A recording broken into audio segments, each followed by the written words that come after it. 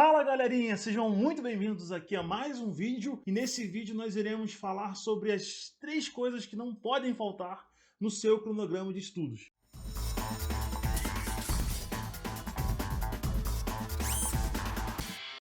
Para você que vai prestar o vestibular do ITA ou outros vestibulares super concorridos também, iremos trabalhar aqui vários fatores dentro dessas dicas, onde vocês terão condições de aplicar já hoje no planejamento de estudo de vocês. Já pega aí o lápis, a caneta, o papel, tá aqui a minha colinha para não deixar de falar nada para vocês. Peço também para que vocês curtam aqui esse vídeo, se inscrevam no canal, ative aqui o sininho das notificações, para que vocês não percam nada do que vai rolar por aqui, perfeito?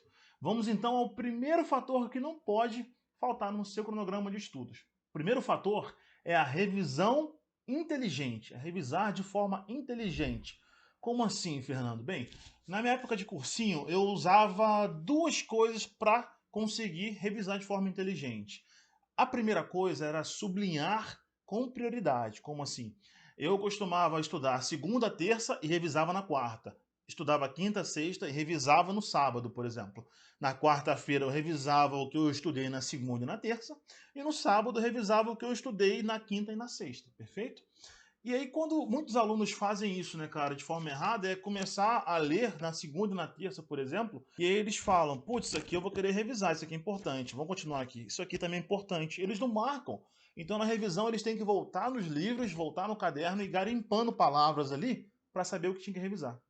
Então você, a partir de hoje, você vai estudar já sublinhando as partes importantes e, além disso, você vai colocar ali um P1, P2 ou P3. P1 seria prioridade máxima e P3 seria prioridade mínima. Então você está vendo ali uma parte da teoria ou até mesmo alguma questão sobre lançamento oblíquo, e lançamento oblíquo você tem medo, por exemplo, você não consegue entender. Então, poxa, você lança uma partícula, se choca com outra, enfim. Então você sabe que é um assunto que você precisa revisar de forma urgente e é prioridade para você. Então você vai colocar, vai sublinhar ali, claro, e vai colocar um P1. Quando eu for revisar, eu começo por aqui. Agora, tem outra parte ali que você já tem mais noção, uma questão que você conseguiu fazer, conseguiu encontrar a resposta, conseguiu acertar, mas você teve uma sacada no meio que você queria revisar. Seria legal revisar. E aí você coloca, sublinhou, colocou um P3.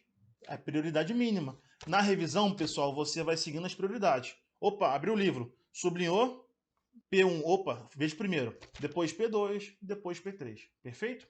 É basicamente isso. E o segundo ponto, pessoal, é os flashcards. Flashcard é basicamente são cartões, né? Como se fosse essa folha, por exemplo. Aqui você coloca pergunta e aqui você coloca resposta. E aí muitos alunos usam todos os dias, separam ali 30 minutos, por exemplo, para jogar os flashcards. Eles embaralham voltados com a pergunta para cima e a resposta para baixo, tiram um cartão, olham, respondem em voz alta. Se ele errou, ele coloca na fila, na pilha, perdão, de erros e vai continuar no dia seguinte. Se acertou, ele bota na pilha de acertos, na fila de acertos, perfeito?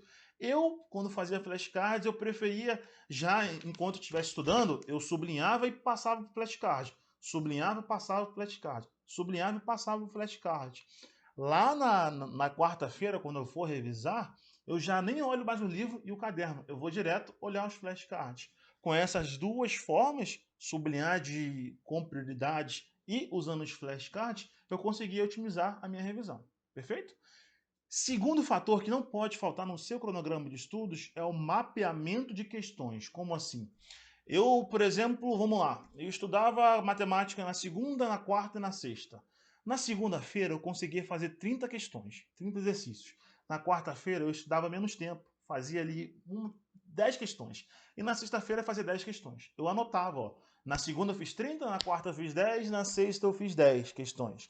No total eu fiz 50 questões de matemática naquela semana, vou chamar de semana 1, perfeito? Fazia isso para todas as matérias. Química, física, português, inglês, por exemplo, eu fazia isso para todas.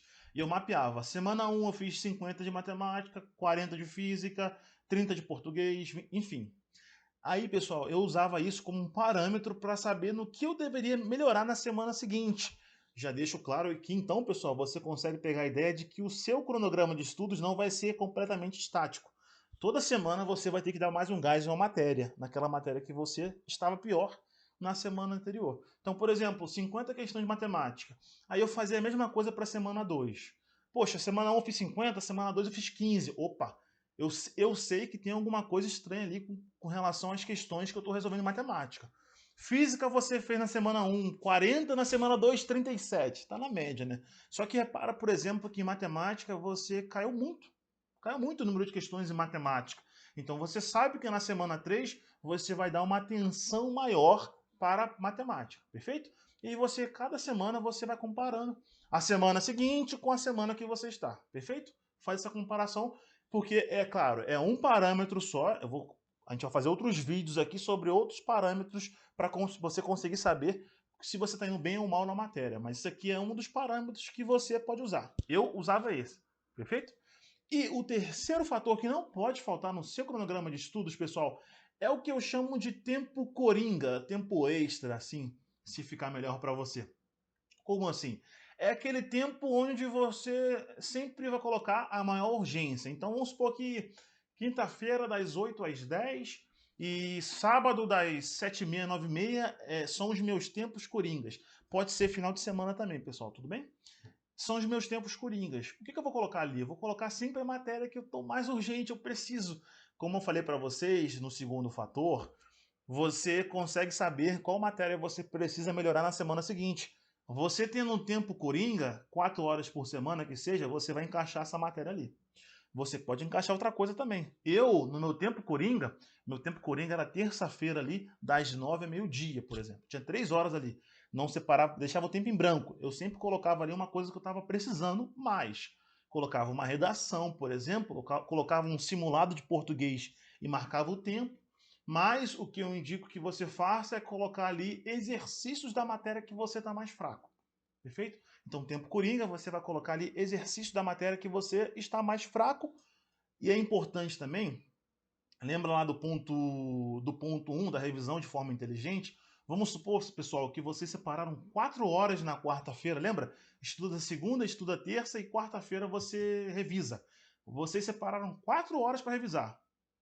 Fazendo aquela revisão inteligente, pessoal, eu garanto para vocês que vocês vão precisar de menos do que 4 horas para revisar.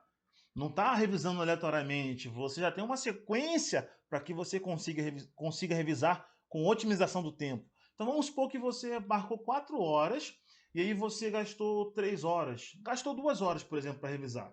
Sobraram 2 horas, certo? Você pode, por exemplo, você revisou na quarta-feira na parte da manhã, sobraram 2 horas, você pode puxar a matéria que estava no seu cronograma da parte da tarde para a parte da manhã. Ou, o que eu indico que você faça, você use essas 2 horas que sobrou do tempo da revisão como um tempo coringa. Então você encaixa ali mais questões, mais exercícios da matéria que você está pior naquela semana. Perfeito, pessoal? Tudo bem? Repare que esses 3 pontos, eles não estão totalmente desconectados, né? Um afeta no outro. Quando você se importa com um, automaticamente o outro também vai melhorando. Perfeito, pessoal? Um grande abraço para vocês, desejo tudo de bom nos estudos e até a próxima. Tchau, tchau!